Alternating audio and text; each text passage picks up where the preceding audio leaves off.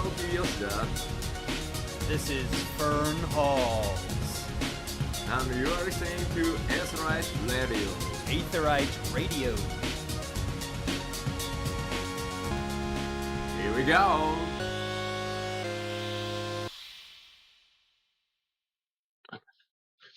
Hello, everybody, and welcome to Aetheryte Radio Gamerscape's Final Fantasy XIV podcast. I'm FusionX. Joining me today, we've got Aldino and Rook. Hello. Yep.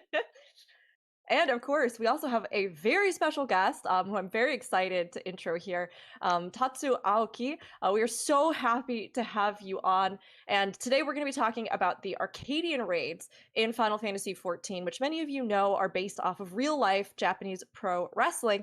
And so we thought, who better to bring in than somebody that I recently learned is super passionate about Japanese wrestling. And just to give you a little bit of background, Tatsu-san is a Japanese composer, performer of traditional and experimental music forms, filmmaker, and educator. He was born into the Toyo Akimoto artisan family and began performing at the age of 4. He left Tokyo in 1977 and is now based out of Chicago, which is where I met him, working through Asian Improv Arts Midwest, taking dance classes there, where he also teaches shamisen and many different art forms. He's contributed to more than 90 recording projects while touring the US and internationally the last 35 years, and he's initiated and managed several programs to advance the understanding of Japanese traditional arts and community, including the annual Chicago Asian American Jazz Festival, the Tsukasa Taiko Legacy, and the Toyoaki Shamisen Arts Residency Program.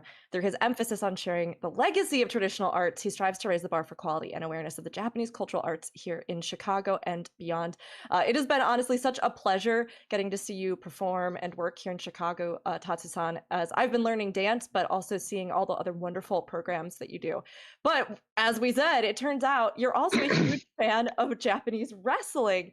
So is there anything else that you want to add about your work or your background before we dive into the topic that brought us together today? Yeah, I think the relationship of American professional wrestling and the Japanese wrestling is very, very, very deep, and something that I always passionately wanting to talk about. And I have wrestling nuts on my other program with the radio show, and also we go see the wrestlings. And but one of the main things that I'm kind of interested in talk about as an entrance of getting into Japanese wrestling is that sort of this culture, particular culture of professional wrestling, is sort of eliminated from the roster of the Japanese popular culture. And I kind of wanted to note that and consistently wonder why. So if you think about the academic institution, universities and colleges and community institution, they started to have a classes, seminar to talk about the Japanese popular culture.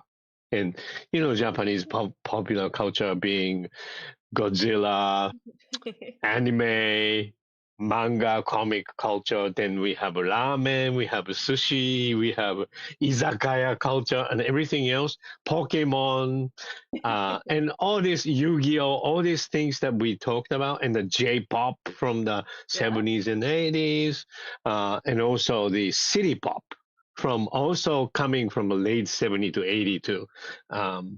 During the 70s, there was no word called city pop. So we just called it Japanese J-rock or J-pop.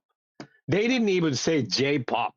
We just said Japanese rock, Nihon no rock music, Nihon no pop music. So J something came in much, much later in our history, right? Anyway, so I kind of came from that culture. I was born in 1958. Went through the 60s and 70s. So anyway, they all talk about this really interesting Japanese popular culture, but they never ever talk about professional wrestling. And even in the classes, I probably in the last 20 years, I met about over 20 teachers and professors and the presenters to talk about Japanese culture. And some of them even call them Japanese subculture, right? So the Japanese subculture usually means kind of like a non-mainstream Japanese movies that they talk about the subculture. Pachinko, which is the vertical, Yep. pinball games and stuff. But they never talk about the wrestling. And I've never met anyone that knows about the Japanese wrestling who are teaching the Japanese popular culture and subculture. And I find it really, really strange. And also, as a professional wrestling fan, I'd be really, really like angry about this idea. Why don't you know about this? Right? It's so true. And I think, it's something that during a festival last year, we actually got to talking with Tatsu-san with you about Japanese wrestling, because I had found out that Tatsu-san was a fan, and we had just had this raid released in Final Fantasy XIV, the Arcadion, and suddenly a bunch of people who knew nothing about Japanese wrestling, just like you were talking about, were going, wait, hold on. There's like a wrestling scene in Japan, like WWE, like that's a thing. And like lo and behold, I think it really did introduce a lot of people to this idea of what has been there this whole time, but that hasn't been talked about as much. Right. And I mean, I think it's something that I'm so glad we get to talk about now, because it is such a vibrant and interesting, and it has its own history in Japan, which I know Tatsu-san, like, could you give us a little bit of information about like that history and where it's kind of come from in Japan? Right. Oh, of course. So the professional wrestling, it's a very, very complicated history, but I'm going to kind of abbreviate everything. So the three major people that everybody should know about this Japanese professional wrestling. So starting from the 1950s history, Riki Dozan and Antonio Inoki and Giant Baba are the three major historic figure. They all passed away. They're all gone. But the Riki Dozan brought Japanese professional wrestling in about 1951. So by 1953 and 4, the popularity of a professional wrestling became so massive. We had this phenomena called Gaito television, which is people in the beginning of the 1950s, people didn't have a television set in Japan because it was right after the war in 1946. Japanese were trying to kind of rebuild the economy, rebuild the society from the losing the war. After the Hiroshima and Nagasaki, so this is in the midst of the decade from 1946 to 1956. Professional wrestling came into Japan, which Riki Dozan brought it in, and made this organization called Nihon Puroresu, which is a Japan Professional Wrestling League. And what happened is that people didn't have a television, so the store and the storefront, they put the television set outside of the street so people can see, and you can still see on like internet the picture from 1954, 1953. There's thousands of people gathering in front of the store watching this Riki Dozan's professional wrestling match, and by beginning late 1950s and beginning of the 60s, the television viewing ratio on the weekly professional wrestling with the Riki Dozan was about 66%, which is, it really goes over the traditional sumo wrestling or baseball, which was about to become, it's way, way more people watching every week than that. And that, so, but nobody talks about it. Anyway, so then Riki Dozan unfortunately passes away. Then there's two major wrestlers that used to work with Riki Dozan, Antonio Inoki and Giant Baba, with a lot of interesting internal organizational complications. They split out into two different organizations as All Japan Professional Wrestling and New Japan Professional Wrestling. Oh. Right. So then the wrestling fans are kind of torn between Giant Baba fan, who used to be in New York because he was about 6 foot tall Japanese wrestler, and he, way big. He used to be a pitcher for the Yomiuri Giants, but he got injured, so he switched his professional occupation from the baseball to the professional wrestling. And Antonio Inoki was recruited by Rikidozan in Brazil. So as a young boy, because a lot of immigrants from Japan were in Brazil. So these two were having a really, really great tag match team called BI. There was a nickname, Baba and Inoki, right? So the BI Weapon tag team was so famous, but they split into two. All Nippon Pro Wrestling, New Japan Wrestling, All Japan, New Japan, right? So then there is the a war, and those of you who know American professional wrestling, it kind of like WWE and WCW. They used to have the promotional war during the 80s for Monday Night Raw, and at the same time on the other channel, Monday Nitro. Right, so the Monday Night Raw and Monday Nitro. So All Japan Wrestling and New Japan Wrestling, they were consistently fighting as a different promotion, right? Then it went all the way to late 1900. It's like 1995, 1996. Then we have this time in Japanese professional wrestling. It's the dark 10-year age of the professional wrestling. That's because I don't know if you know this organization like Ultimate Fighting, UFC. Right. Oh, yeah. Right. So UFC kind of came in during the early 80s and 90s. That kind of idea of a cage fighting, which is not a choreographed fighting.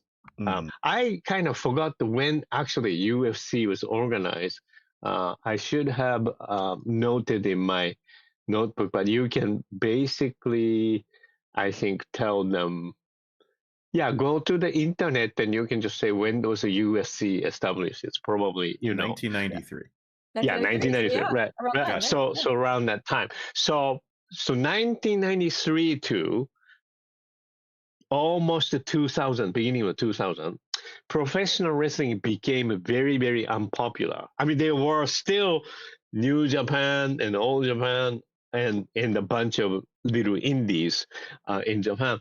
But the idea that UFC brought into Japan and all over the world, even in America, is the real fighting in the cage, in the octagon.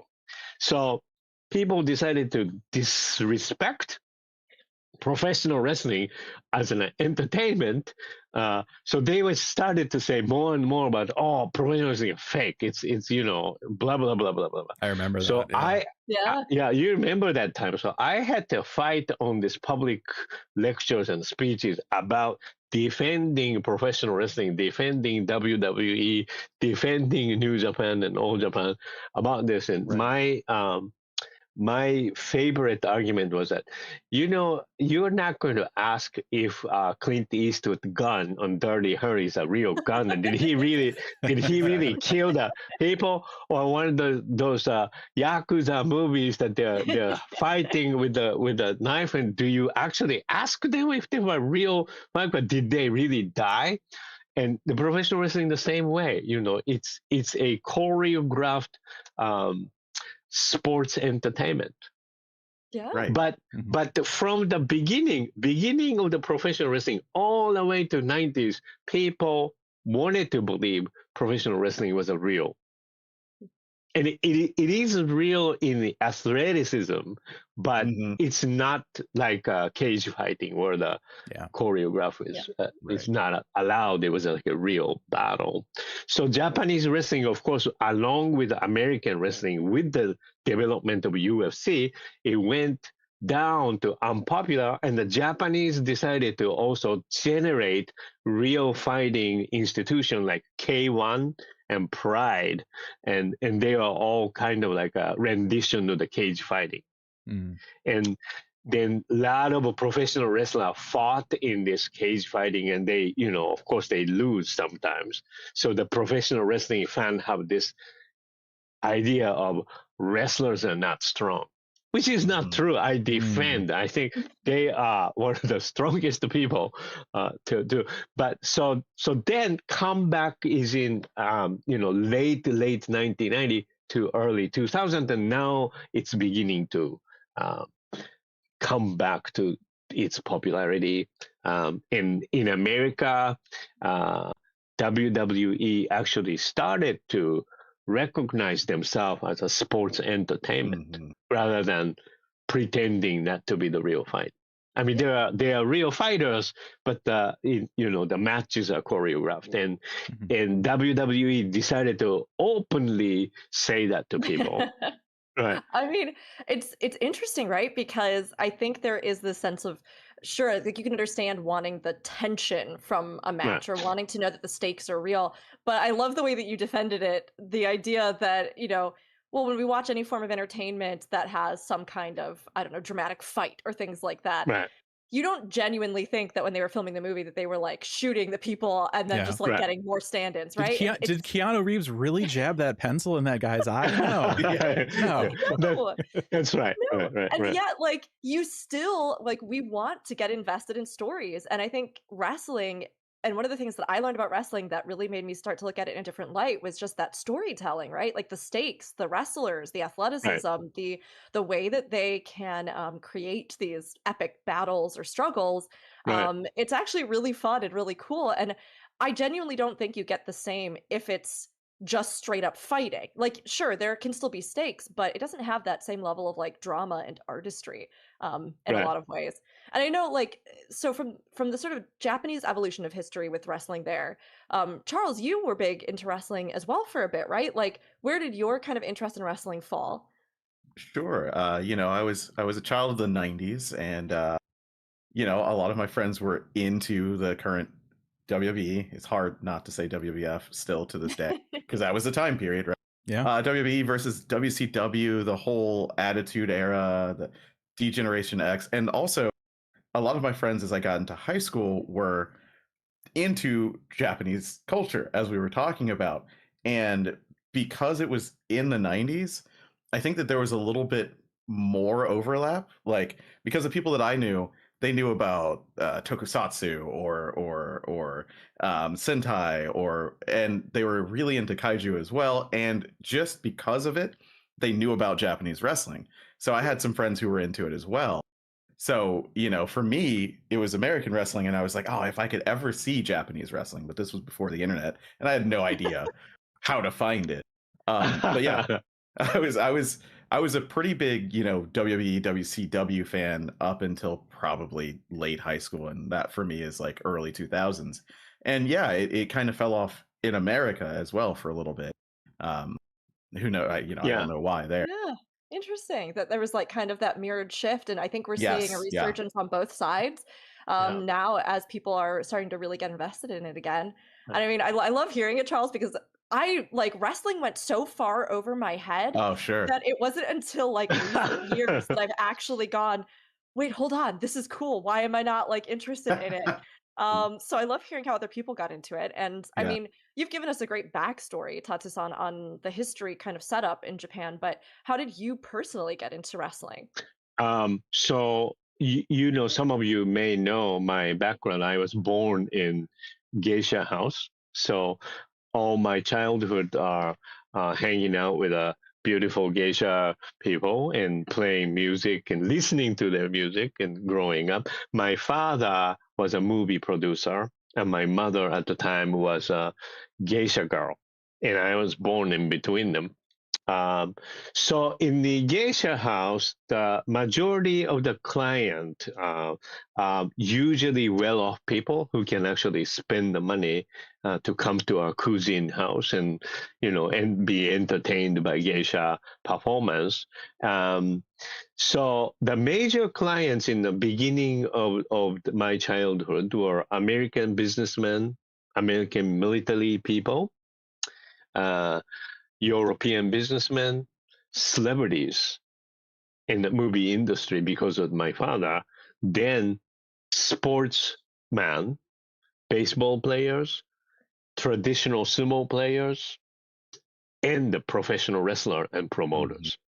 So as a kid, I grew up going to Kabuki, Bunraku, the puppet theater, and the No theater because of the upbringing of my environment.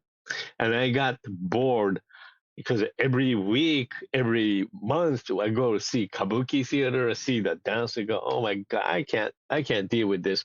So sometimes when the wrestling people come to our, geisha house and cuisine house, they will leave the tickets. So I get these free tickets, usually first or second row tickets, right?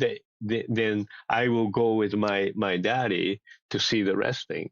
And that was far more interesting than kabuki play and the bunraku play and everything else as a kid. And go, wow, man, this is like a greatest thing I've ever seen. And then, at the time as a kid, I believe everything is real and they get scared with American wrestlers coming in. So going back to the era in the beginning of 1950s and Rikidozan's press, so the Japanese mentality, that was the only place for the general public to see American getting beaten up and the Japanese wrestlers win all the time. European wrestlers cheat and the Japanese wrestlers beat them up. So this focus on kind of a mentality of trying to get back into your own nation's spirit. And it is a reaction from losing the war. And that's how Japanese professional wrestling became so popular. And also, I think you could say about everything about the Japanese culture is that we are the culture that's generated in island.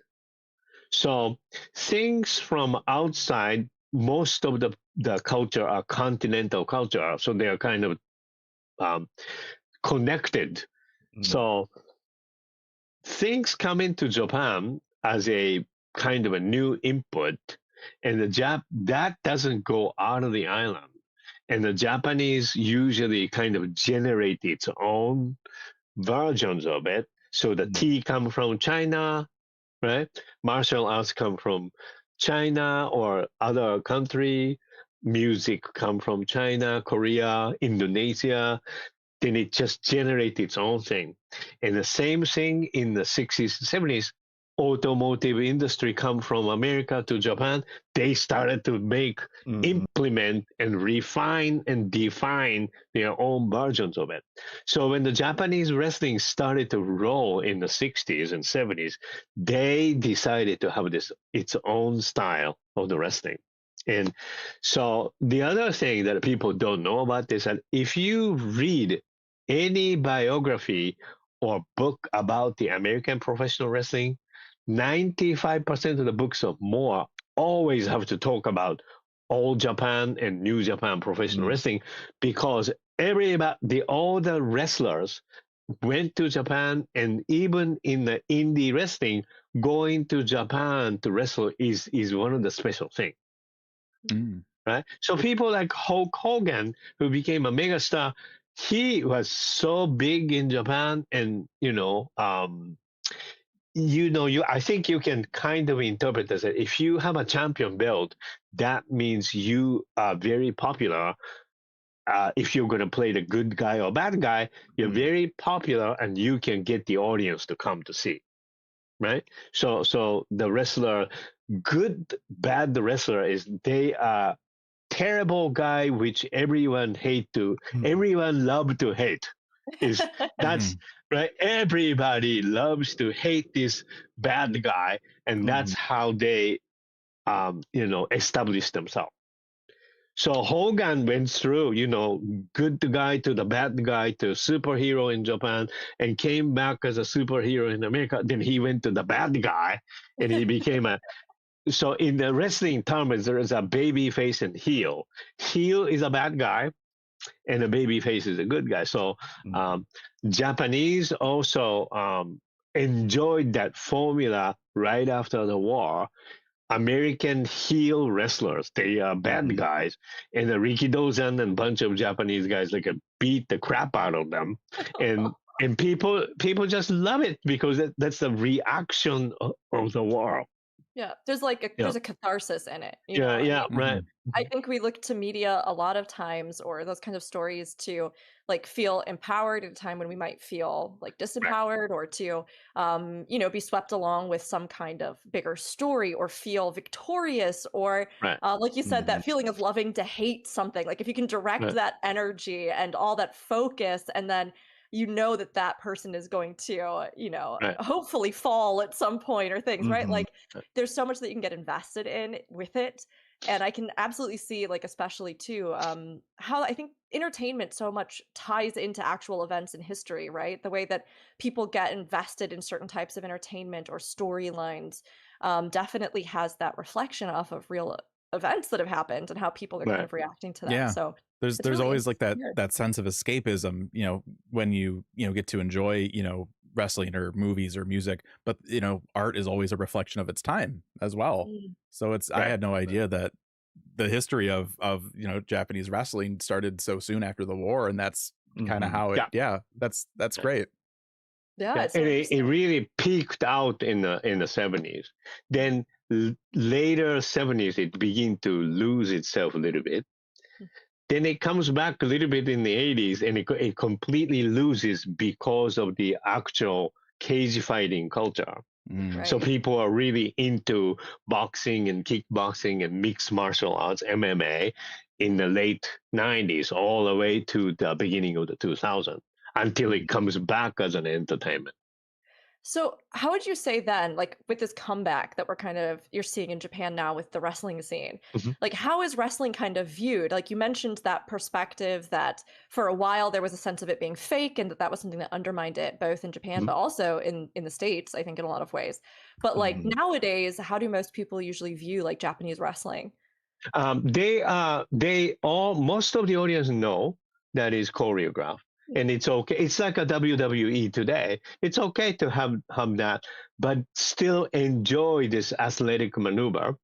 And they are definitely showing you something that you can't do.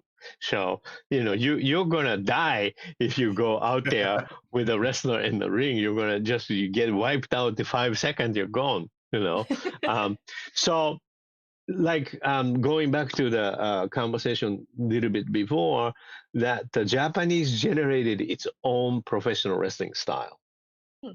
And it was a little bit more hardcore, serious looking wrestling than American wrestling.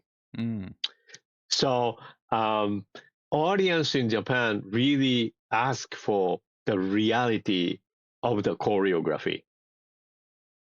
So you kind of have to die for real, knowing that it's a choreo. So it's much strict and harder. And during the 90s, or I should say, go back to mid 80s. After New Japan and Old Japan established, there's the mid 80s, the era we are going to have a blossom of indie professional leagues. So wrestlers are no longer belonging to the major leagues, but they have their own small wrestling in different parts of Japan. And they started to have really real looking professional wrestling. So that their promotional idea was, this is real. That's not the real. But they were still doing the professional wrestling, and so it went through that era in mid 80s all the way to the mid 90s. along with this popularity of mixed martial arts in America. Do you think that Japanese wrestling was able, because there was, we talked a little bit about how when the cage fighting and the UFC stuff came out and how that was kind of seen as more like real versus the pro wrestling scene. Do you think that the Japanese side lasted a little bit longer than than American wrestling because it was a little harder and kind of promoted more as like a real thing? Yeah. So during the 80s, we also had this extreme wrestling matches with barbed wire ring, thumbtacks, and thumbtacks and explosive hanging on the ring so that they don't explode. The fires are there. They body slam each other on top of the fluorescent light bulbs so that they get cut all over the place. And that was transferred into American league called Extreme Wrestling, right? Yeah, ECW. Yeah, ECW. ECW. Okay. Yeah, right. And he is now the manager of he became a manager of famous wrestlers in America. Now he's doing the promoter in WWE. Mm-hmm. That's amazing. You can definitely see it. I feel like I'm taking so much away for so many reasons, but it's also really fun from like our perspective. Those of you who play 14, right? Even putting some of this together with those fights that we've seen, because as like the raid tiers go on, some of those fights, I'm thinking of like the vampire fight and stuff like that. She's this woman who's this vampire, but like her whole fight is this kind of extreme version. Like there's a portion of the fight where you end up on a platform where there's like basically thumbtacks on the floor and all this stuff, and there's fire at the edges of the arena and a bunch of the fights. And now I'm kind of going, oh my gosh, this is like where it came from, which is really cool to see that even that shift is kind of reflected. I mean, it's interesting hearing a lot of the thoughts about how perspectives on wrestling have changed, because I know that you had mentioned, Tatsu-san, that there was a book or a wrestler who was one of the first people in Japan to start talking about the illusion of wrestling and kind of break that. Who was that? Can you remind me? That was the first performer who played a tiger mask. Yes, and I think I have a book over there. I'm gonna show you. Sure. Well, this is so interesting to me because when I had been talking to Tatsu-san a bit before, we had talked a bit about as well the history of like sumo and how that even reflected perhaps in some of the mentality of maintaining a real facade for wrestling and the fights in Japan. This book. Yeah, this book was one of the first book called Kayfabe, but it means kayfabe in English. Kayfabe is the professional wrestling word about not talking about the mechanism of professional wrestling to outsiders. And it was translated into Japanese as a kayfabe because they thought kayfabe means some kind of abbreviation of fake. Backwards. But it's, I mean, when you do the research on that, it's not how kayfabe came in. But the Satoru Sayama played this character called Tiger Mask. That was a comic hero, and he wore the tiger mask, and his wrestling style was a lucha style wrestling from Mexico.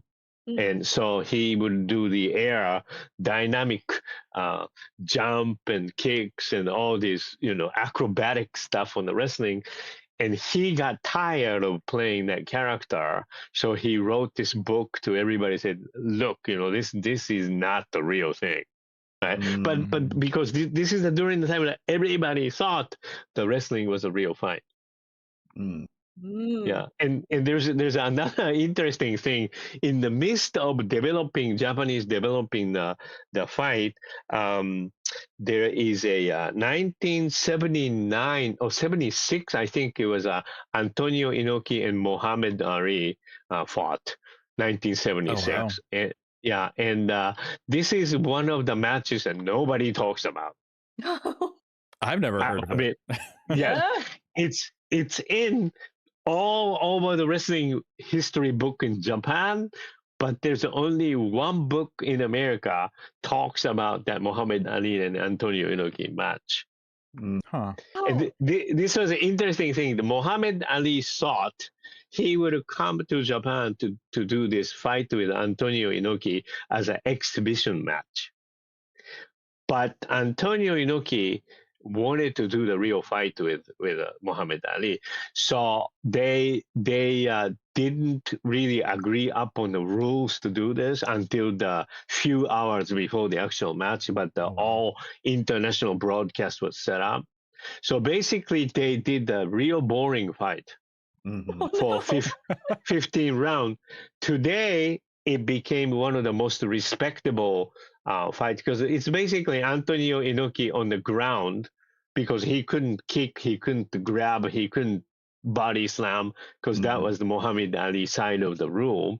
So he basically laid down on the mat and throwing kick once in a while, you know. Then Ali's trying to punch him to the ground for 15 rounds. And today it's being really respected because people are talking about how if it was a real fight, that's what it's going to be, right? Right. You know, But, I mean, it is funny because real fights, like you were saying, they don't have this drama. They're usually, you know, short, messy, or somebody's on the ground trying to just like defend blows. Right.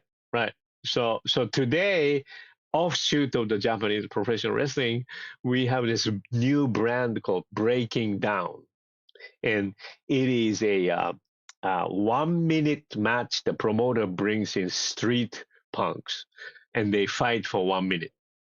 Wow. And in the cage. Yeah. Wow. And this becoming very, very popular among the young people. That's wild. I'd not heard of that. Oh, okay. Well, no, that's so fun though. I like as an idea, that you just kind of bring people in. I mean, even in some of the stories that we saw with these fights in the game, there are a couple characters that are basically like street punks that they brought in and gave shelter to, and they were like, now you're gonna fight and play these different roles. And so it's amazing to me to hear that there's still kind of experimentation with, you know, again, how do we push those boundaries of what's real or what's not, or how do we tell different stories within wrestling? And it's so fun to hear all this because I know it gets me just so interested in seeing all of it. But circling back to kind of what we were talking about earlier, it's interesting that I think Western audiences have not picked up on Japanese wrestling, even for all of this variety, this history. Right. I mean, like you were mentioning this fight with Muhammad Ali that we just don't know anything about. And I know that was something you were really interested in talking about. So, I mean, why do you think it is that wrestling, and Japanese wrestling in particular, has not made it over alongside other popular culture here in the States?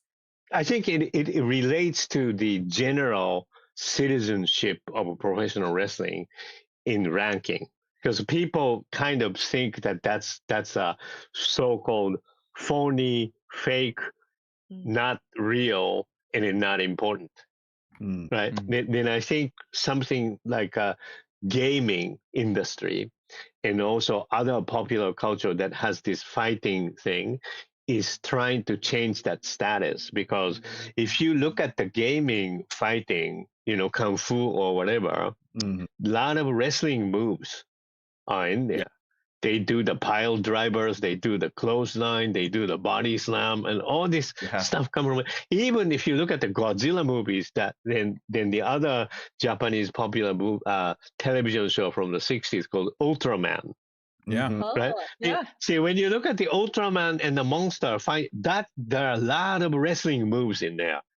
Absolutely. And you know, we wrestling fans said, oh yeah, that's a pile driver, that's a clothesline there, that's, you know, we can name all these things. But I think it is the general public's idea about somehow somewhat underrating professional wrestling culture to be not really significant popular culture. So True. to me, it's strange because people are talking about the pachinko culture in Japan, and you know how many pachinko machines have New Japan Professional Wrestling wrestlers in there.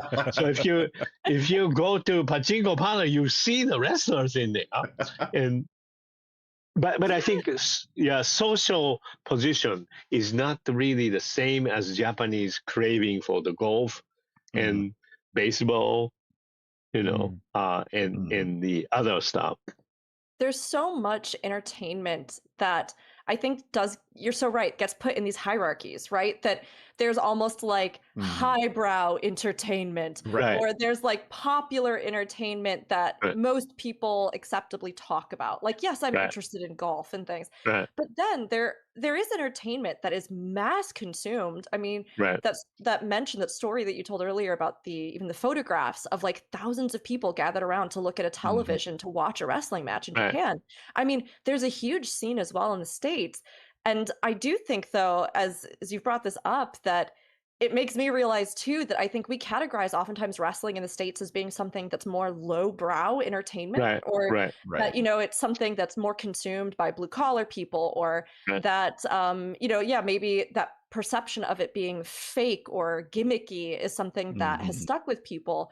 But when you actually start to get into it and you actually watch it and or hear these stories, or you hear more and you realize how much of our culture and pop culture has been drawn from it, then suddenly you're going, oh, actually, this is really amazing. And I see why people love it. And it's so cool. I mean, I know Fusion, for example, like you love Marvel, you love superhero stories. Yeah. Wrestling is so similar, but why do you think it is like you haven't caught on to wrestling really, right? My experience with wrestling has usually been through other people. I mean, when I was younger, I can remember playing, like the WWF game on the Nintendo, right? Or there's a streamer that I watch now who is really into wrestling and actually used to referee for like the indie scene a little bit. And so, I just, for whatever reason, I don't know, it just never really appealed to me. But, growing up, I would watch something like, Power Rangers, Sentai. And I was, I was into that, or, Teenage Mutant Ninja Turtles, stuff like that. But for whatever reason, it just, I don't know. Everybody has their circles of people growing up with, and none of mine were really into wrestling. And I just, I wasn't really exposed to it all that much, really. So well, now's your chance. Now that we're hearing about it, now you can get into it. I know Tatsu-san has convinced me. I'm like ready to go to the next big exhibition or big show. So those of you who are curious about the Japanese wrestling, New Japan Professional Wrestling is coming to Chicago on July 11th at the Win State Arena. Okay. There we go. Yeah. So not me opening. There you go. Put it on. Yeah. There you go. So you can go there and see the Japanese major wrestling. Yeah. That's so cool. So I kind of forgot to mention everybody.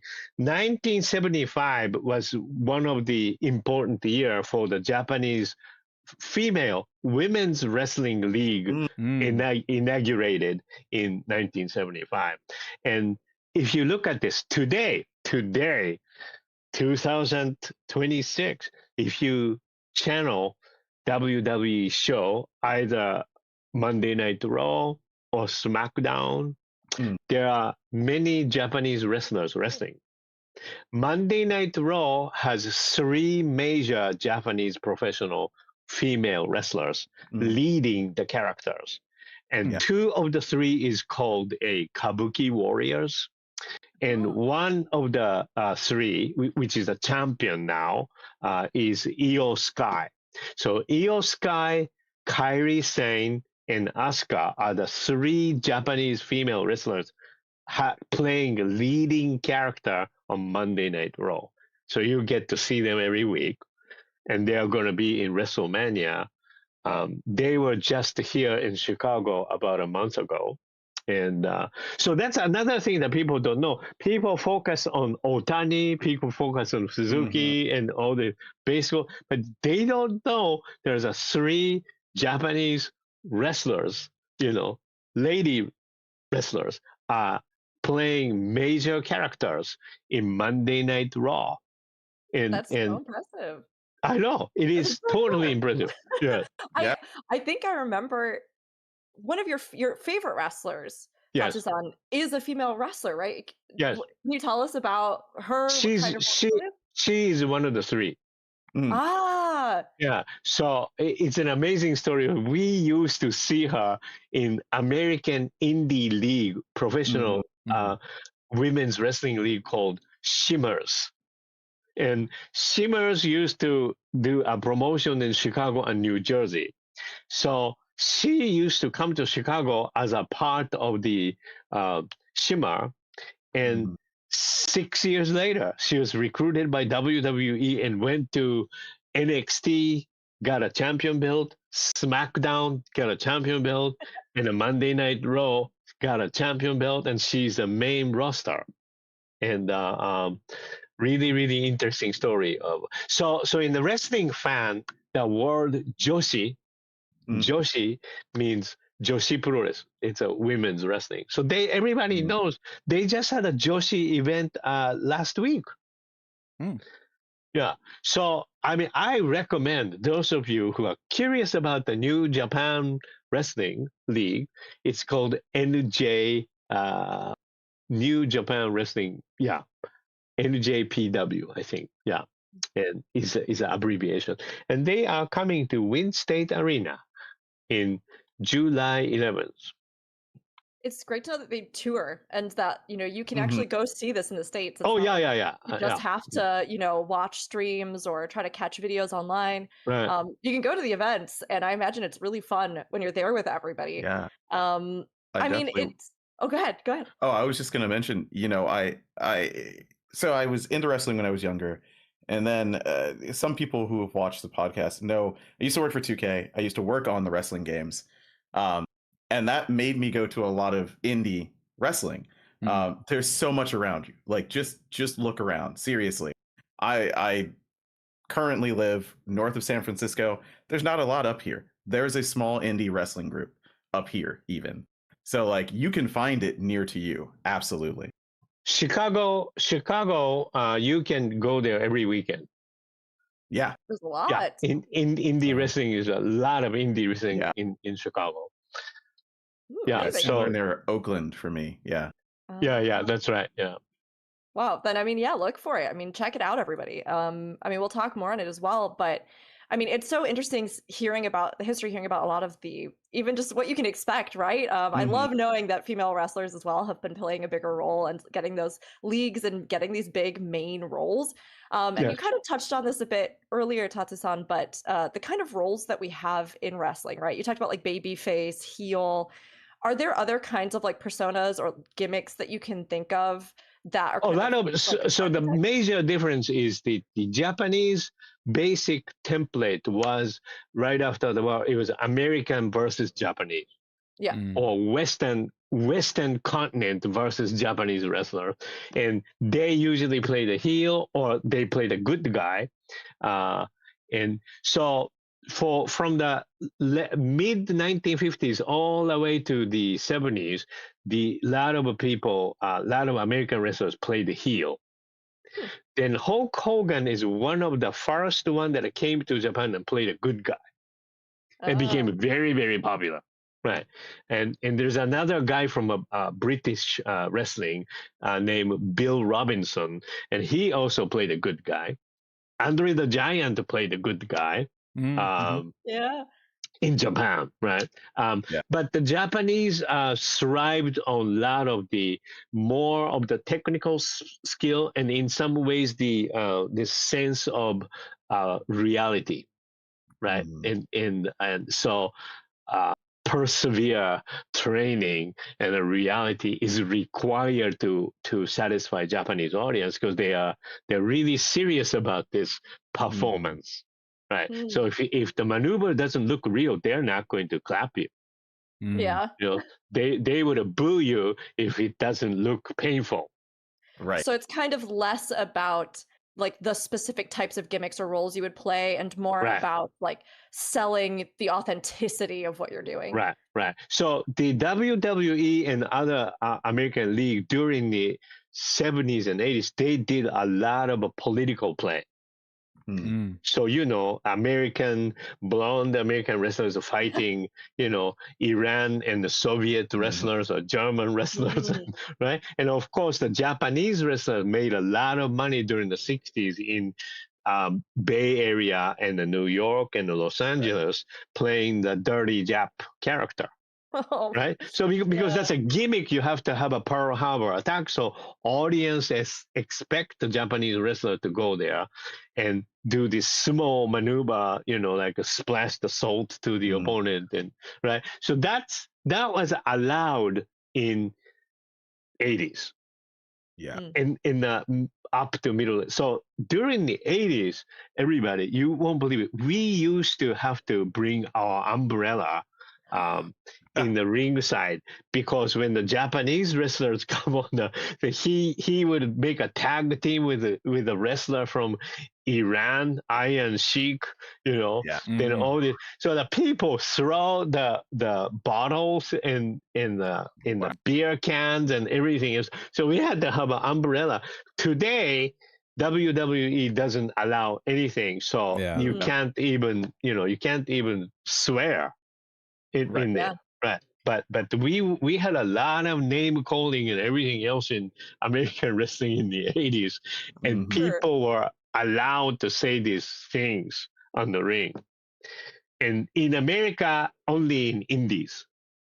Yeah. Yeah, in indie wrestling still have this like, wow, can you say that in about? But they would say that in the indie wrestling, but not on the major league anymore.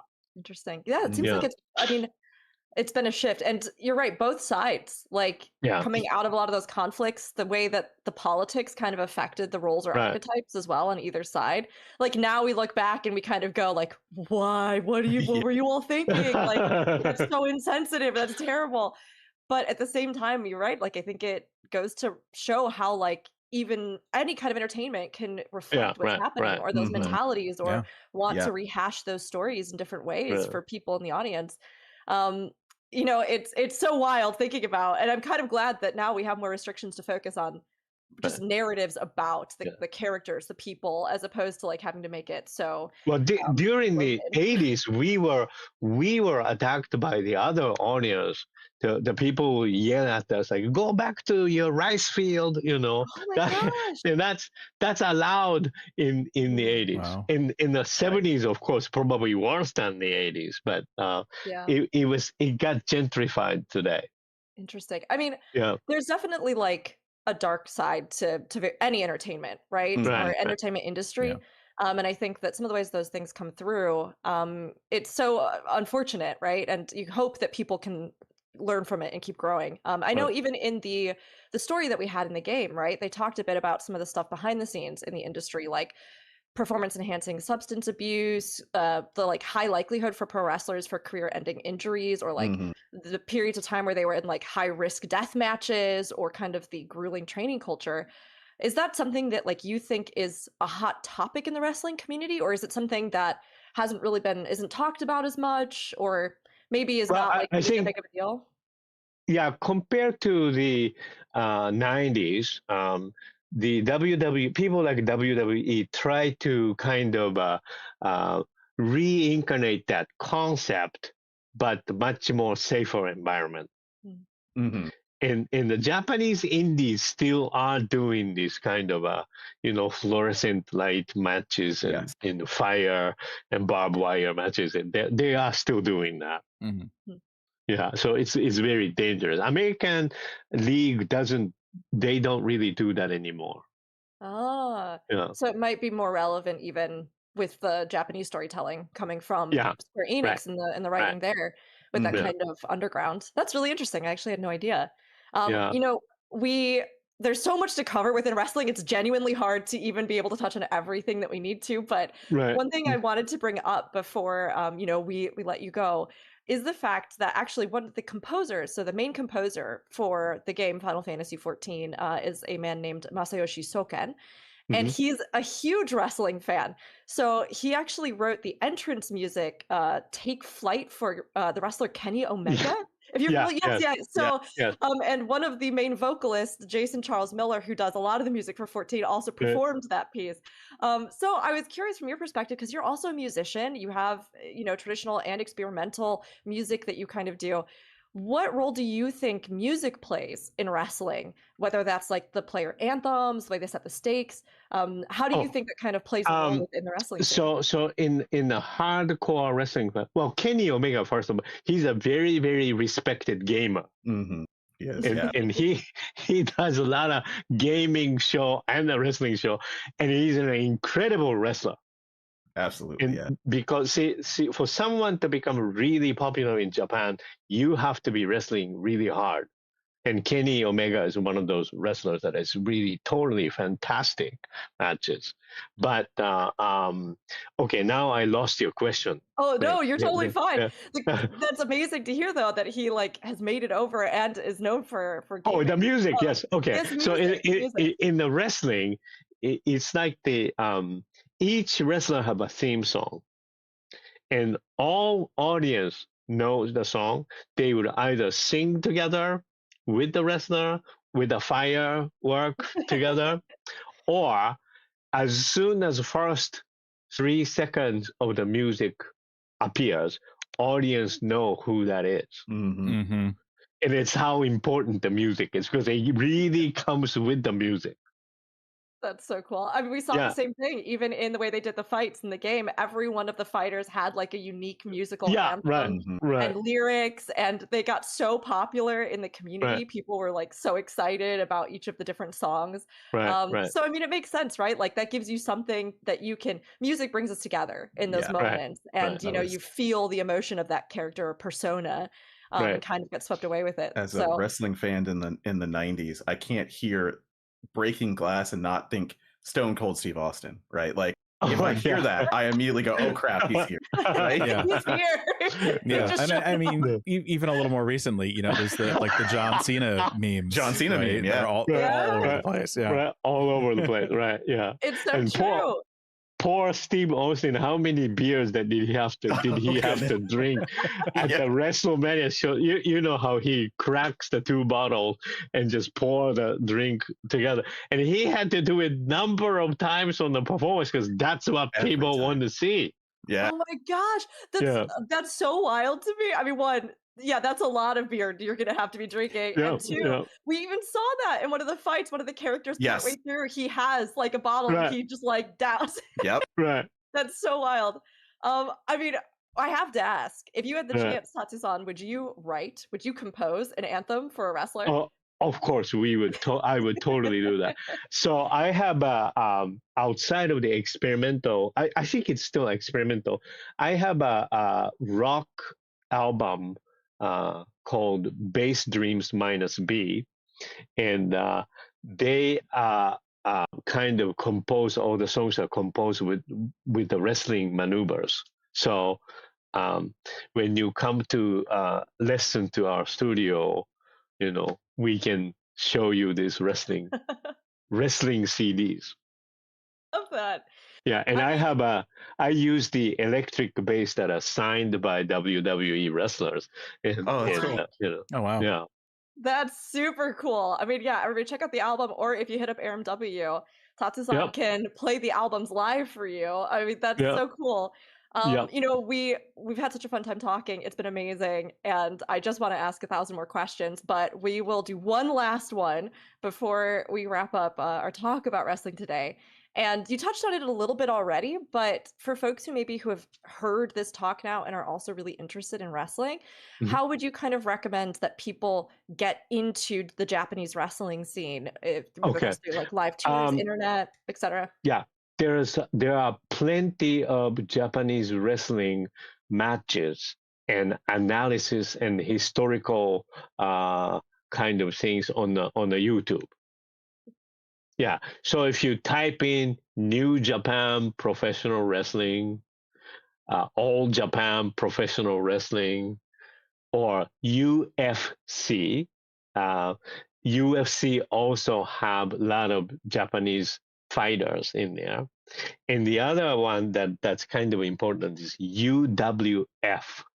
And if those UWF is the league that came in the mid 80s, who tried to promote themselves as a real fighting Mhm.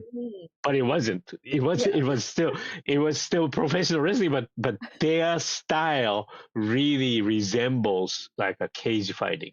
Mm. So people just kind of, like that. So go into the YouTube, and from the get-go, you could say history of Japanese wrestling. And there are about 4 programs that you can watch and kind of study the history of it. And I am hoping that I would come back in this program, talk more about this. It was so much fun for me. It was so much Yeah, fun for us, I honestly. learned a lot Yeah. more, and I know so much more now coming out of this than I did before. Yeah, I so definitely thank want to you. go through and get some clips or something, and then just talk about them. From the Yeah. Arcadion, maybe. Yeah, that'd be so cool. We could like get some clips of different, wrestling matches, even stuff from the game, and hear your thoughts and how they kind of incorporated it. We will definitely keep it on the table because we'd love to talk more about it. But Yes. with this, we will wrap up the talk today at least. So I have to give you a chance as well here at the end, Tatsu-san, to let everybody know where they can learn more about you, your work, or what you would kind of direct them to if they want to know more about what you do as well. So I am really, really terrible about my web page and Facebook upload. So the best thing to do is my full name is Tatsu Aoki, and if you Google me, there's the things that I do is there. I'm generally around performing in Chicago area. I do a lot of public speeches, kind of like this.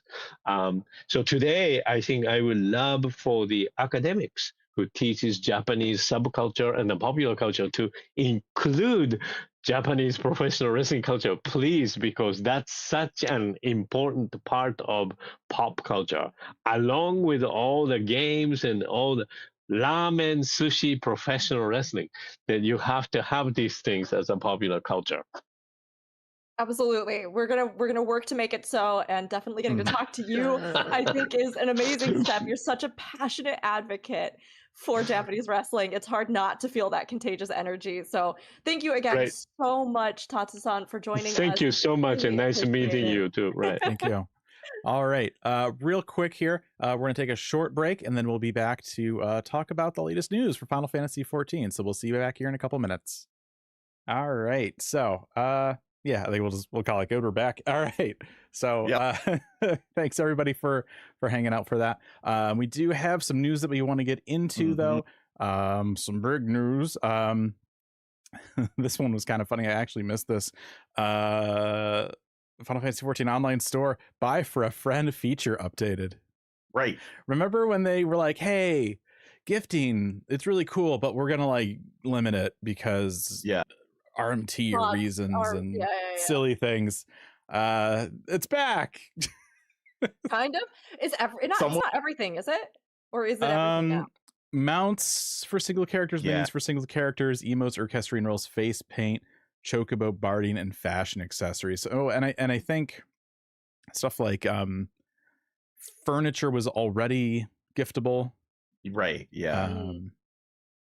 Yeah. So there you go. If you want to gift stuff again, because Square Enix would like that money, you can do that now. That's a thing. So okay, great. I mean, I'm glad that they added more of it back in because it made it really inconvenient and a hassle. So. And it was such a bad time to do it too, because it was I forget when they changed this. Was it like Shadowbringers?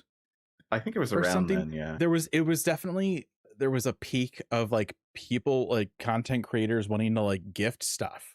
Like a lot of people wanted to like give Square Enix money and do giveaways and stuff, but they're like, what if we limit this right now at this particular point in time? Right as it exploded. It's like, guys, no, not now. So there's that. So if you ever wanted to gift some stuff, you can take another look. Go do. The next letter from the producer live is not at FanFest. Like I really thought it would be at FanFest. It's going to be on Tuesday, April 28th. So that's I think no, Friday. hold on. This exact same thing I read tripped the me up date when for I the was patch. looking at it. I literally typed this into date. the outline first. Yeah. The patch is April 28th, and the live letter is Friday, April 17th. April 17th. Yeah. Which means our next show before FanFest, we'll be talking about this as well as our FanFest predictions. So Saturday, April 18th we got a lot to talk about, guys. That's a big show. Yeah, That's a big show. I've heard some people say that because they're doing the live letter before FanFest, that they feel like this must mean that there is a lot to be announced at FanFest. Otherwise, like, why would they reveal things ahead of? Well, and I'm like, they usually try and keep a certain distance between that last live letter and the patch. If they did it at FanFest, the patch is like 3 days later. Like they don't have that anymore. And then I think also too with second live letters, that's always the trailer live letter. Sure. And at FanFest, they want to put all of the eyes onto the expansion, not the patch.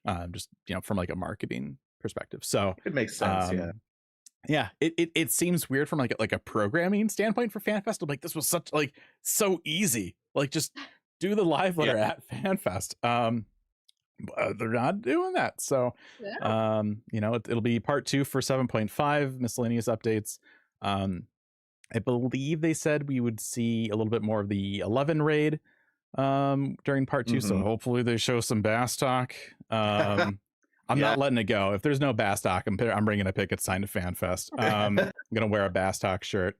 Do it. Remember that we once lived. Exactly. Let's see, and then also we do have the stage and stream schedule for FanFest that went up. So let's go ahead. It's FanFest. Like there's not anything that's like whoa. But let's go through it real quick. So FanFest, remember, is going to be April 24th and April 25th. So day 1 at 10 a.m. to 12:15 p.m. Is going to be the keynote. Join the producer and director Naoki Yoshida as he takes to the stage to announce the latest updates coming to Final Fantasy XIV. I wonder what updates those could be. I wonder what it could be. New expansion or something? We'll find out. Maybe. I don't know. It's also I do want to point out too when the announcement for this went live, the kind of like color and branding that they're using for the FanFest site now. It's very unlike FanFest imagery we've seen before. Typically FanFest is very dark. The logo was white and red, but this time it's like blue and teal. It's honestly it's got kind of like a Guild Wars 2 vibe with like the brush strokes. Sure. It's pretty. I actually like it. I think I found it to be very eye-catching when I saw it. I was like, oh, look at that.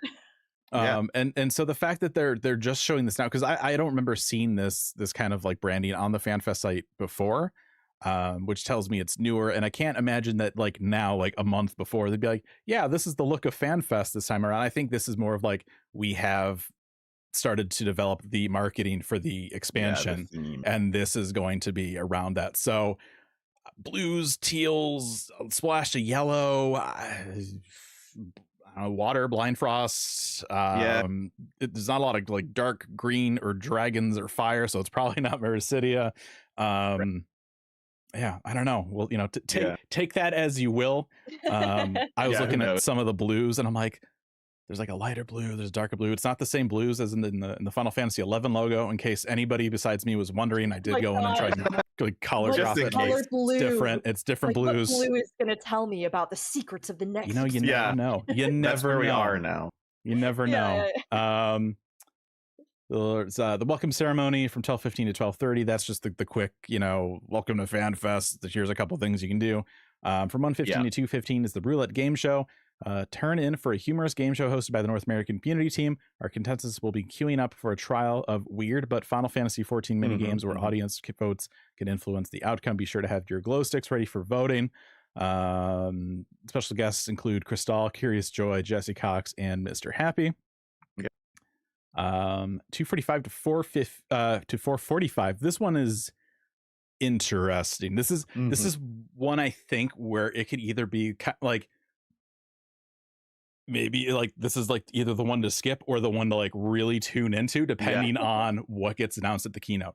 So this is going to be Naoki Yoshida and battle system designer Hikaru Tamaki, who did PvP and Crystalline Conflict. I think that's so depending on your thoughts on PvP or depending on what they announced in the keynote, I mean, there's so many things you could potentially read into this, right? Because Yeah. one of the things we wanted to see is better class identity, which Crystalline Conflict, when they did that, we had some really cool abilities that were really showcasing the uniqueness of each job. Maybe that's coming into PvE more. We know, I got to throw this out there again. There's a Shogun War going on right now. Yep. Are we getting Battlefield content? Yeah. Oh, Could be that cool. would be Large scale amazing. PvP Battlefield What if Shogun they have content? oh my God, Fusion, you just changed my world. So I had not thought about like what if they do mhm. large scale Battlefield content, but it kind of feels like the Shogun War would be like. I mean, look, the all I'm way to saying do is it. 11 had a system called Conflict, and we had this stuff Mhm. 20 years ago. So I mean, Yeah. most MMOs today have some version of it. Yeah. Now, whether or Mhm. not those Yeah. content modes have been robustly supported is kind of a debate, but Fair. like Sure. ESO has a Yeah. really cool one, Mhm. and that's still they're still like even adjusting it and doing things for it here in their new season and stuff that's happening. Guild Wars 2 has a long running Mhm. world versus world game mode. Like, so yeah, it's something that we have Yoshida seen talked a lot about of. wanting to do something with field content.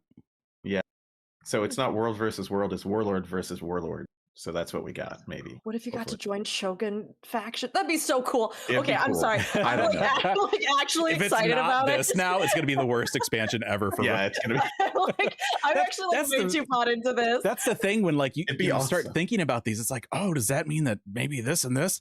Well, if it's not this now, it's going to stink. But they give me no reason to think that it's going to be I mean, this. listen, I have to be real. I have never gotten super into a large scale PvP mode, usually because they end up being like a big Zerg blitz, and like Sure. I don't always Mhm. feel like you get to really showcase your individual player stuff. However, there are systems in some of those modes that are so cool, and like ESO, for example, with their Yep. like Cyrodiil content, it has all of these like unique systems. It has all this stuff that's actually like really cool. You have like siege defense, like you same thing in World versus World and Guild Wars 2. But it always felt to me where I was like, oh, I could get into this, but I would have to Mhm. commit a lot of time to it. And also, like, if you didn't come in at the start, sometimes, depending on the game, it can be kind of difficult to get like caught up or like understand what's happening.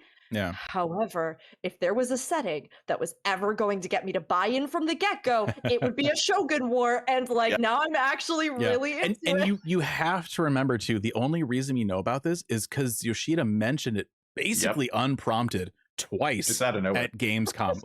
like they just came back from like a team retreat where they had like the next 10 years on a whiteboard. He's like, Shogun Wars, you guys. Like that's the only vibe like that you get from hearing about when he announced it. So I mean, the idea of like, you know, one of the issues I had with Dawn Trail, right? Lots of people didn't like Wooklamot because the spotlight was more on her than our character.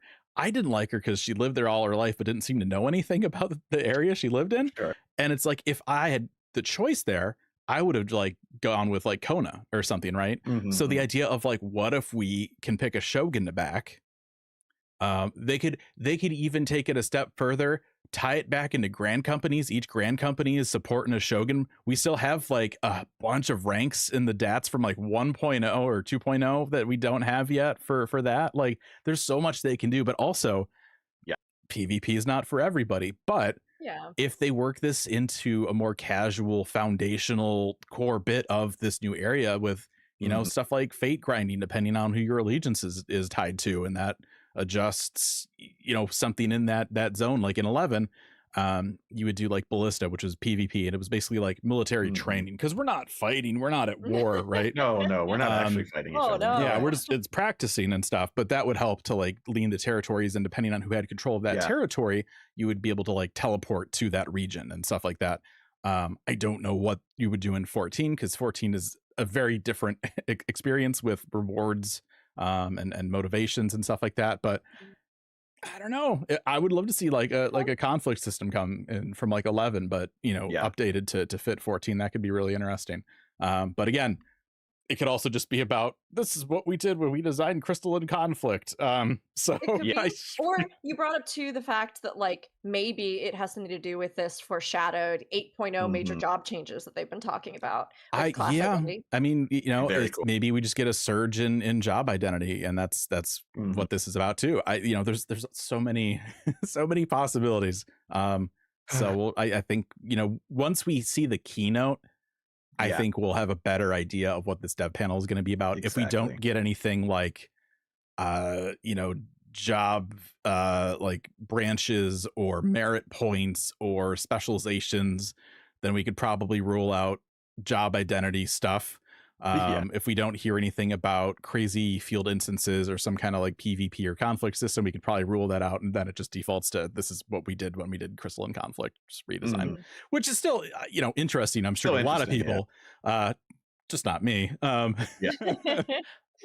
never been a big PvP guy, but we'll see. You know, we got to see what the keynote is, and then from there we can figure it out. And there might even be during the keynote, hey, by the way, XYZ expansion, learn more, you know, in a few hours of the dev panel. So yeah, keep an eye on that. That's one of those things, is like, could be really interesting. From 5 to 6 is going to be the cosplay walk. 7 to 8 is the piano concert. Looks like Keiko's going to be back to do that. Hopefully the kitchen people will not be cleaning up their pots and pans during that, like they did last Fan Fest. I had such a bad experience with all those concerts. Even the orchestra concert. We were in the ADA seats at the back, and like the whole time, all we could do was like hear the staff talking like behind us. It was awful experience for everything that year. We are hoping for a fresh take in Anaheim. This is like I hope so. Again. Like, this is, they gotta turn it around. Come on, guys. Day 2, this will be Saturday, April 25th. From 10 a.m. to 12 p.m. is going to be the Crystalline Conflict Regional Championship for North America. Brian, Ricardo, and Frosty are going to be doing that, and Merlin's going to be working on the cameras for that. Also, too, I just want to give a quick shout out too. At 12 p.m., I believe on the second day, there's a Final Fantasy XI meetup outside in front of the convention center at the fountains. So if right when you're done with PvP, if you want to chat with some Final Fantasy XI people, head out there. I'm trying to see, like, maybe I can make it. I hate, like, once you, like, you can plan so many things, like ahead of time, but once you get out there, it's like, none of it's actually going to happen. I don't know. I'm going to try and make it. I'll try and make it. If you want to try and find me at a fan fest, go to the Final Fantasy XI meetup. I'll try and get around. From 1 to 2:30 p.m. From tacos to tenders, serving up the lyrics of Final Fantasy XIV. Koji's been writing Final Fantasy XIV lyrics and singing them for more than a decade, and he has a lot to say about the process. Join him as he rants, raves, and shares stories about bringing some of your favorites to life. So that's going to be with Koji and Matt. 3:30 to 4:45 is a random Q&A with Yoshida. Players will be able to submit questions for Yoshida to answer in this entertaining twist on a typical Q&A panel. Luck will play a significant part in how difficult the questions are to answer.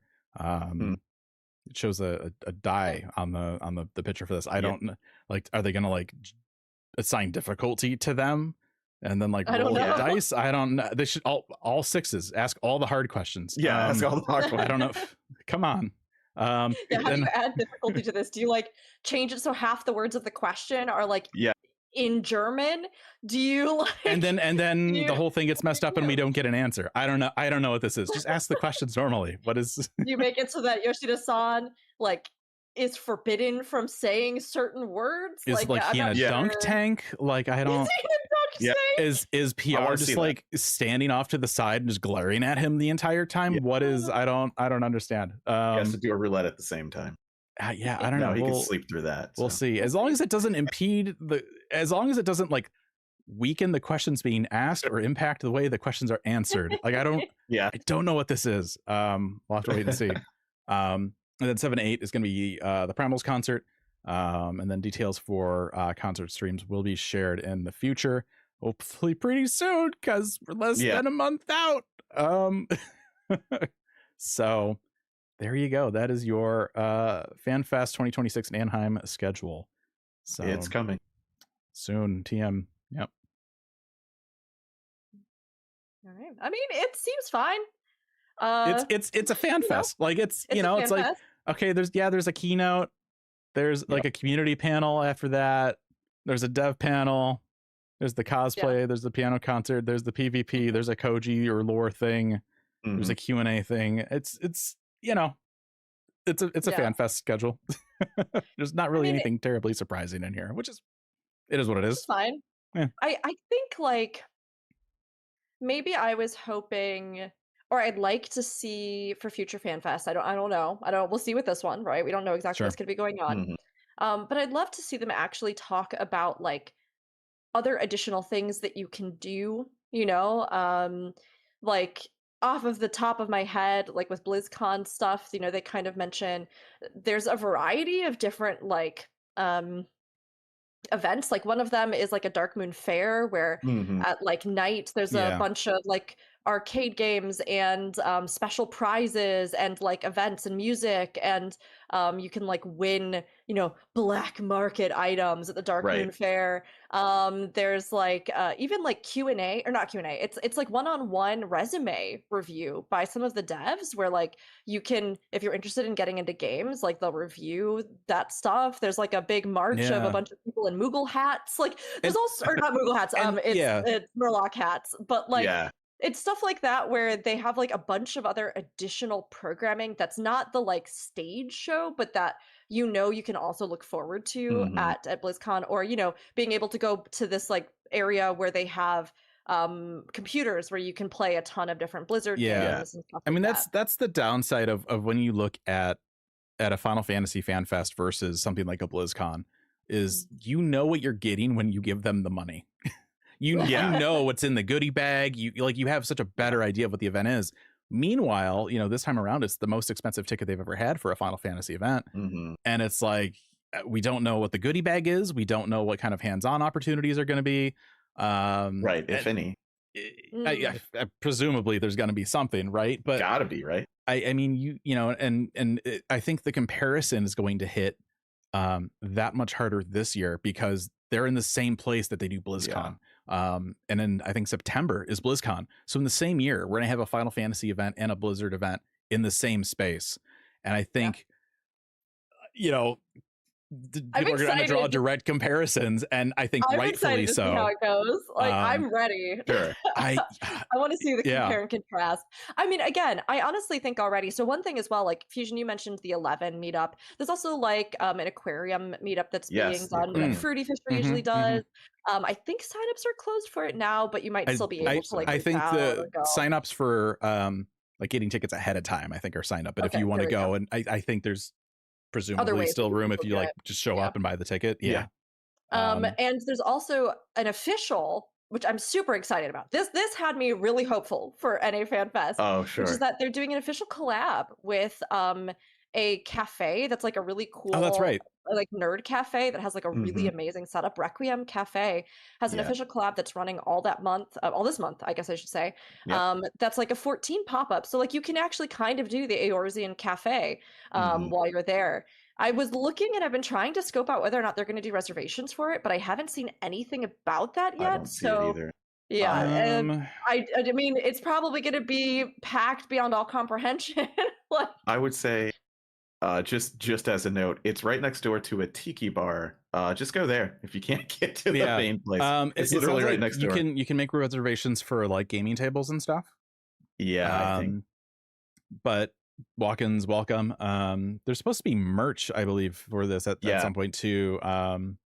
I think because it's going all month, they don't have a real setup because they're like just come in whenever, but it's going to be slammed those days. April 17th to May 17th for the Requiem Cafe stuff. And it's a little bit of a walk or a short Uber from the convention center, but it's a bit away.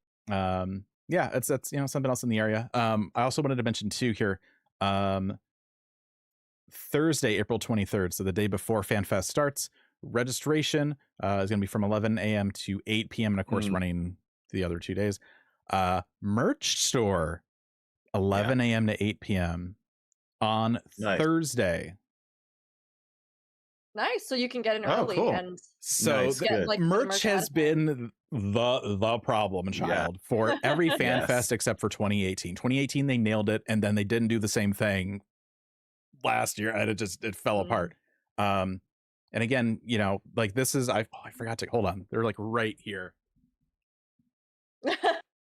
If you did order stuff from FanFest, it has started to ship out. Like I got some of my stuff already. So a lot of that came ahead of time. All of it's available online. You don't need to stand in a line at an event that you paid hundreds of dollars to get into just to buy something you could have gotten ahead of time. Maybe there's a chance that there's like some Japanese items in the actual on-site store that weren't available online, but like chances are rare, and it's probably stuff that you could have been you know picked up over the last couple of years that are already anyway. So they just released, I don't know if you saw this, Fusion, I think it's Japanese only merch. I don't know if it's from the pop-up, but it's like a bunch of really cute 14 cooking stuff. Like there's a little like it's like a bowl that has mandragoras on it, and a little like kitchen timer, but it looks like the quest giving box. I don't know. It's so cute, but I think they're Japanese merch. Yeah. They're really good. I just saw it because somebody that I know that like loves the merch was like posting about it.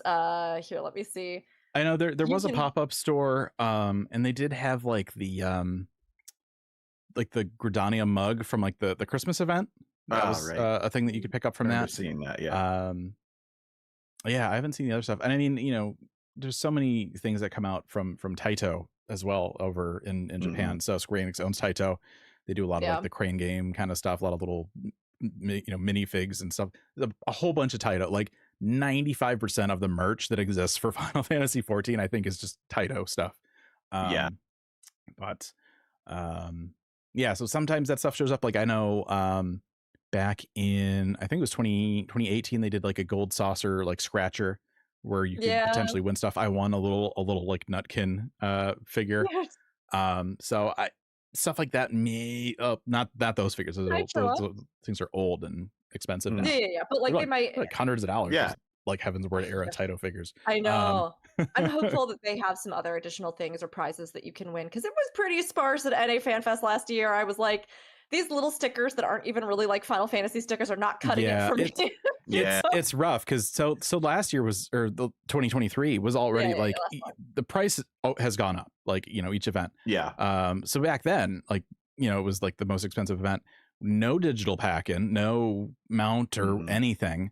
And then like the thing that you got for going around and doing stuff was just like a couple little like stickers.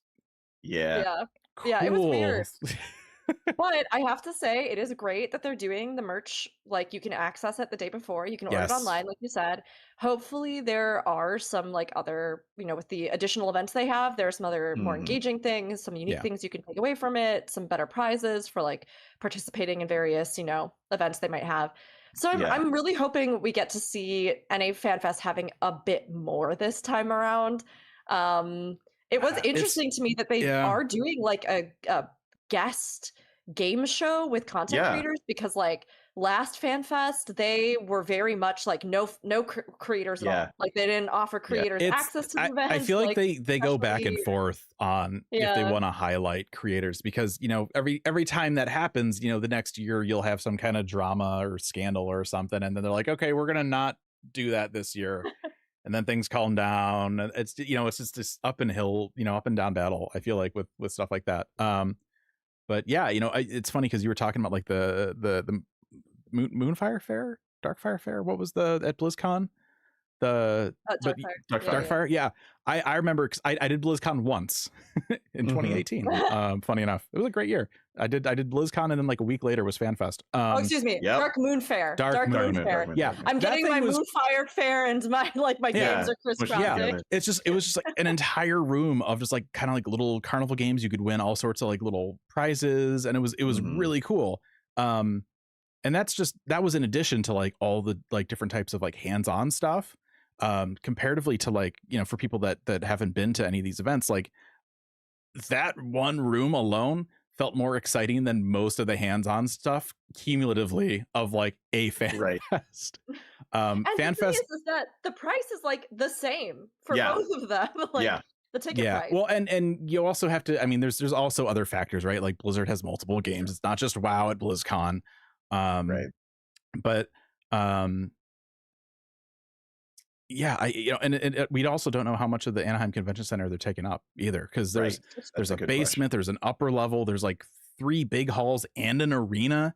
Like, are they Mhm. gonna use all of that? It would be Yeah, I don't cool. I don't know. Probably not. I could see one of those. I could see one of those halls being merch. Sure. But yeah, we don't know what the layout of it is going to be like, so it's hard to say. But I think I'll be curious to see the direct comparisons, even though they're a little unfair, Mhm. but also like kind of fair at the same time. I think it'll be interesting. It'll be interesting for sure. Like I'm very curious to see what this event brings. I feel Mhm. like last year was definitely a last time, I should say. The Mhm. last Fan Fest was definitely a low point in FanFest history from what I've heard, which is unfortunate because that was my personal first and Right. only experience with getting to go to a FanFest, since the one that I was going to go to got canceled during the pandemic. But in that same year, I was able to go to EU FanFest, which was a much more delightful experience. Yeah. And I'm hopeful that NA FanFest in particular took away lessons. Like, I don't see how they couldn't have taken away lessons from last year. Yeah. And it's so rough, right? Because I mean, I've been going to these since 11's FanFest in like 2008, 2007. And they did get better with each one, but then this big global thing happened. I don't know if you heard about it. It's called the pandemic. And FanFest 23 was the first event that NA Square Enix held since the pandemic. They have also let a bunch of people go out of the NA office, including people that worked on events. So pair that with the historically awful third-party event support in Las Vegas. Over the years, like, they didn't show up for train, or they showed up hours late for training. I actually just learned a few months ago there was was it not 2018, the 2016 FanFest. That was when the first lore book came out. So the line for merch, I was in an 8-hour merch line on day 1 that wrapped around the entire ballroom. On day 2, I saw disgruntled PR managers working the merch booth, and I was like, that's crazy that they're like trying to rush people through because they just want to. No, it's because that third party help did not show up on day 2. So Square's like, okay, anybody that's not doing anything is working the merch booth. And I'm like, that explains a lot. Right. So, I mean, hopefully now, they can get whoever Blizzard uses for BlizzCon, people that know the space, people that are, used to gamers. 2016. I just remember walking past like the help. And I just remember this one person in like the staff shirt. Man, fuck these kids, man. Like, just like, they hated all of us. It was so bizarre. Like, so hopefully this is a much better event. They've done some more. They did 23. That didn't work out. They got feedback. I know they got feedback. Hopefully the ADA isn't a mess. Hopefully they don't tell ADA people to move before the concert without having seats for them again. It's so unfortunate because I've heard from people that I know. I've heard from like folks who are like, yeah, my friend who has ADA like needs is not going this year because they went last time and it was so awful that they were just like, I genuinely don't want to subject myself to that again. And it's like, oh, that's not how it should be. So again, I think we're all really hopeful that this year will be better. I already feel better knowing that it's in Anaheim. I already feel better seeing that they've done some adjustments, like doing merch a bit earlier and like having something like a special cafe promotion running. Like, and no matter what, it's going to be super fun because I'm going to get to see all of you. Yeah. I mean, and the nice thing too is that, back in 2020, they were going to do this in San Diego. And back then I had a plan. I was gonna go to San Diego. I was gonna do the Fan Fest. I was gonna take the train, go do Disney. Yeah. And then again, that thing, that P word, showed up, so that didn't happen. This year, I'm going to freaking Disneyland. Yeah. All right. Yeah. So even if FanFest is terrible, I'm gonna have that lovely lightsaber building palette cleanser afterwards. So yeah, it'll be great. And I think that's the biggest thing. For those of you going, my biggest suggestion to you is to give yourself time outside of just FanFest. Like, find those people, go out to dinner with them. Like, if you're just sitting around and you're like, this is kind of miserable, or it's too packed, or like whatever it is, right? Go do something. Like, look something up that's nearby. Make a little plan ahead of time. Have some like events that you can do outside of just the convention. Absolutely. Because like, I definitely think like last FanFest, one of my biggest regrets was that we just kind of were like get in, get out for FanFest. Sure. And I felt like I missed everything that actually made that FanFest great. That which was said, just, like, though, that last event though with that heat wave, in and get in and get out, was terrible. was That was terrible in the Vegas. correct way to go. Like, because we were there, I think, a day or two before, because there were some like game stores and stuff we wanted to hit in the area, and we were out there for a little bit in that 114-degree heat. I Would not recommend. Would you were there for a not while, recommend. Alvino. Like cold breezes, like when it's warm, you get that cold breeze, and you're just like, oh, that's great. Imagine that now being warm. Like there's just like a big guy just breathing on you. I've never felt a warm breeze. It was the most uncomfortable I have ever physically been in my entire life. See, because that time my birthday was only a week later, so I just stayed that whole time with some friends, and it was very warm. That's not to say that it won't be at least a little warm in Anaheim. They already had a little bit of a heat wave a couple weeks ago. Yeah. It's like, oh no, don't be doing this weather. In March, so just watch the weather. Watch the weather, hydrate. Get a hat. Eat, but there's so much to do in the area. I mean, Disney's right there, downtown Disney. You don't need to pay to get into. There's lots of shops and stuff over there. I think Sunday we're gonna hit up downtown Disney and check out stuff over there. So I mean, there's lots of stuff to do in the area.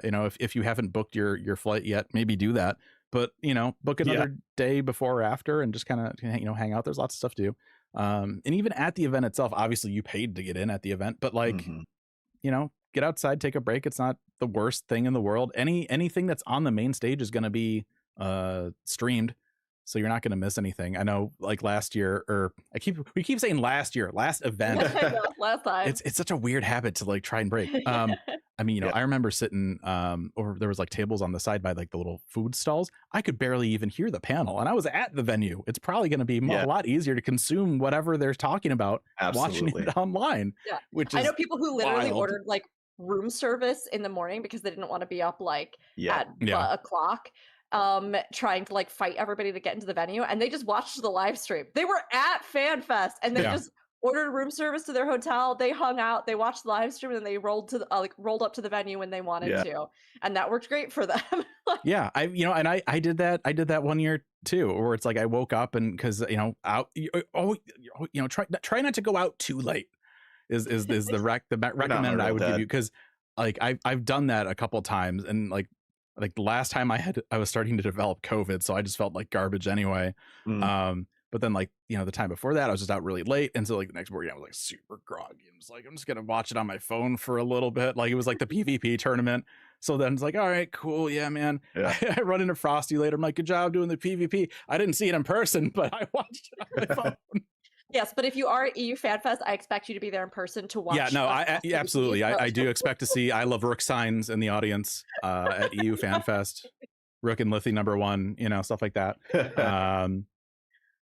So yeah, couple we're soon, end of the month.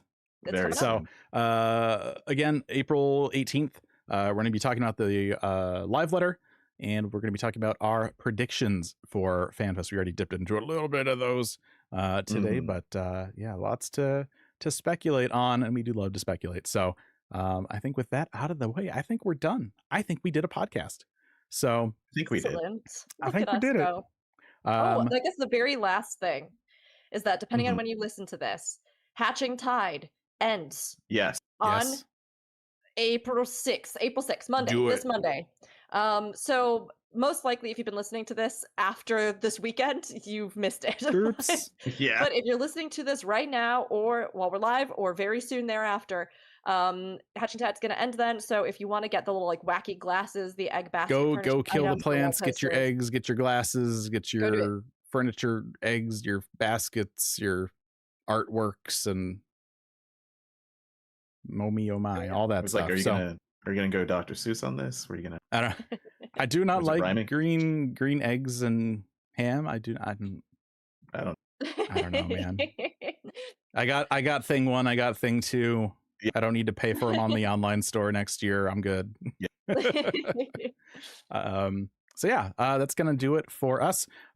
If you want, you can find me on the internet, everything Raffledurg, YouTube Raffledurg X or RaffleDRG X. A lot of people know I haven't been around lately for various reasons, but one of the things I have been doing in my spare time has been playing a lot of Resident Evil. All of the Resident Evil, almost all the Resident Evil, all the canon Resident Evil, minus a couple of things we don't need to talk about, Umbrella Corps. But all of that is on YouTube now. I finished my Requiem playthrough. Everything is there. So if you've ever wanted to see me play Resident Evil games, there you go. It's all there. It's there. Yeah. That's me. Aldino, how about you? As I always say, here and only here, but that is somewhat not true. I always leave it to Rook to talk about A Time Adrift, but hey, did you know that there's a TTRPG set in Final Fantasy XIV? In fact, set in a timeline that we don't have any other content for. Yeah, I think I've heard of this. It's great. Yeah, it's fun. We released an episode, last weekend, I believe? Yeah. Yeah. And yeah, it's getting good. I mean, it's been good, but it's getting very good. So watch that. And yeah, there's a couple other things that I have done. I just want to give a shout out. So plus the word, 1 the number. Wait, actually, did I get that wrong? No, I did not. You did it right. Wow. Plus the word, 1 the number, shot the the word. We've been on a hiatus. I just wanted to give a shout out just because one of the people who were on the show was just deployed. So best wishes to him. That's part of the reason why we haven't played in a while. But we might be on soon to talk about some of the just happenings in the TTRPG world. Because a couple of years ago, we were like, Wizard of the Coast is not doing the right thing. There's probably going to be an influx of indies. And guess what? They're all here now. So there's a lot more games to talk about. But that's it for me. What about you, Rook? Oh yeah, hi everybody. My Midwest was showing a little. Oh yeah, hi there. Oh Don't hi. you know? I was just in Minneapolis last weekend, so. Oh wow. I'm Rook or Rookery. That's ROOKURI. You can find me on Twitch and YouTube at Rookery. You can find me on Twitter at Rookery_, and you can find me on Blue Sky at Rookery. Instagram as well at Rookery. Yes, come hang out sometime. I play a lot of video games. I love MMORPGs. I'm currently doing a single player as well, though, playing through Metaphor Refantasio for the first time, which has been amazing and is also kicking my butt. You but finally it's beat that boss that you've been stuck on for 3-4 streams. So hard. Like. I had to. I was determined. Everybody's like, Rook, the best way to do it is to only go into the dungeon once and not have to do it between 2 days. So I was like, well, fine then. And I spent so much time farming mana from dumb zombies. It's been one of those things where I'm like, oh, Rook is playing Metaphor again. Cool. I wonder where she's still fighting that one boss. It's been like 5 months. It was hard. Yeah. I beat it just last year, and yeah, no, at times it gets persona on you very quickly. It does. Yeah. It does. But you can check out all the content there, of course, as well. Aetheryte Radio, and then when I am able to, I'm also on the Lightbringers podcast for Guild Wars 2, and there are a lot of esports events coming up. You all know that I'm going to be casting PvP at FanFest in Berlin, at EU FanFest. But keep an eye out. There's so much more coming, and the esports seasons are really just starting. So I'll have other announcements soon. And of course, A Time Adrift, which Aldino mentioned, the passion project that a bunch of us that love Final Fantasy XIV have been doing, showcasing Valor, the heroic role-playing system, which is a TTRPG system that our DM co-created, which is so cool. So go check it out. We are playing through the Black Rose timeline. We're carving out a future from a future that seemed like it was only a dead end. And it's been really amazing to get to play through the story with everybody. We're only 5 episodes in, so don't worry if you get overwhelmed with trying to keep up with Critical Role stuff. You have time. I was You gonna say can catch up. only 5. What did we make it to with first edition? Was it like 4? Maybe 4 or 5. Yeah, it maybe Record matches smashed. Yeah. But you know what? Happy to tell you we're recording more tomorrow, and the story is just getting better and better. We have amazing editing work by Fornax. Everybody that's playing is just so wonderful. The art that Dr. Griswold made for it is just fantastic, and all of the energy everybody's bringing is something that just makes, I'm really proud of it, honestly. Makes me so proud. So go check it out. We'd love to take the journey with you. And yes, one final shout out. I was like, there's one last thing that I wanted to talk about. What was it? One final shout out and a huge thank you again to Tatsu-san, who joined us for the episode today. Honestly, the work that he and the other teachers at Asian Improv Arts Midwest do is something that I'm constantly humbled by. It's just incredible to see how they advocate for, how they teach, how they continue traditional Japanese arts, but then how they also are just like such cool, wonderful people that have all of these amazing interests, that are so passionate about sharing them. And it has just been such a pleasure to get to learn there, and then to also hear more about what they all love. So I'm really glad that Tatsu-san got to join us today, and really appreciate him taking the time from his very busy schedule to go ahead and speak with us. So if you haven't yet, check out Asian Improv Arts Midwest, check out the other projects that he does, check out his albums as well. He's got everything from rock albums about wrestling to traditional shamisen music played by an incredible master of the art. So yes, that's my final shout out. That's it for me. If you want, you can find us online. Email aetheryte@gamerscape.com. You can find us on social media at Aetheryte Radio, and of course on social media as Gamerscape as well. Obviously Twitch, YouTube, or Gamerscape. You probably might be listening to it on or watching it there right now, for all we know. And discord.gg/Gamerscape if you want to talk to us about the game. And that's going to do it for us for this week. Again, April 18th will be our next episode. Last episode before FanFest, we'll be talking about everything that gets talked about in the live letter, part 2 for 7.5, and our FanFest prediction. So we'll see you then. Bye. Bye.